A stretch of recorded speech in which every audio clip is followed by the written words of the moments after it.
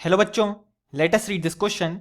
This question says n factor for H2S during its oxidation to SO2 is.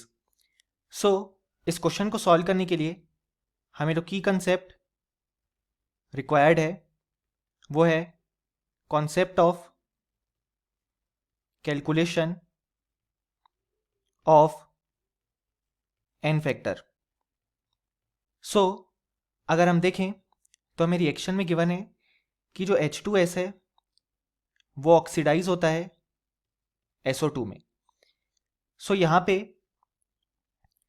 अगर हम oxidation number of sulphur calculate करें तो वो हम कैलकुलेट कर सकते हैं कि लेट अस अज्यूम सल्फर का जो ऑक्सीडेशन नंबर है वो है x, यानी कि हम लिख सकते हैं +2, क्योंकि हाइड्रोजन का जो ऑक्सीडेशन नंबर है वो है +1, तो 2 हाइड्रोजन का हो जाएगा +2. सो +2 + x इज इक्वल टू 0, यानी कि जो x की वैल्यू आएगी वो आएगी -2. सो हमारे पास यहाँ पे जो सल्फर का ऑक्सीडेशन नंबर है वो है इक्वल टू -2. अगर इस केस में हम सिमिलरली सल्फर का ऑक्सीडेशन नंबर कैलकुलेट करें तो वो हो जाएगा x - 4 इज इक्वल टू 0, क्योंकि ऑक्सीजन का जो ऑक्सीडेशन नंबर है वो रहेगा -2. सो x की वैल्यू आ जाएगी 4, यानी कि यहाँ पे जो सल्फर का ऑक्सीडेशन नंबर है वो है इक्वल टू 4.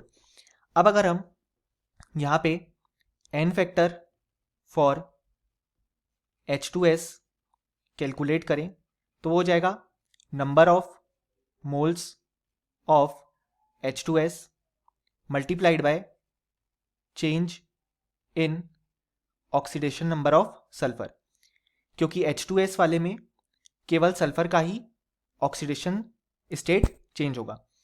सो अगर हम लिखें कि n फैक्टर फॉर H2S तो वो हो जाएगा number of moles of H2S जो कि है 1 मल्टीप्लाइड बाय, अगर हम चेंज कैलकुलेट करें तो वो हो जाएगा फाइनली जो सल्फर का ऑक्सीडेशन नंबर है वो है 4 माइनस जो इनिशियली है वो है -2, यानी कि ये हो जाएगा 1 × 4 + 2, यानी कि 1 × 6, जिसकी वैल्यू आ जाएगी इक्वल टू 6.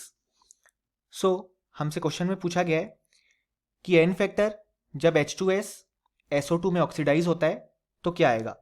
सो हम लिख सकते हैं कि इस क्वेश्चन का जो करेक्ट आंसर है वो है equal to 6. Hope you understood it well. Best of luck.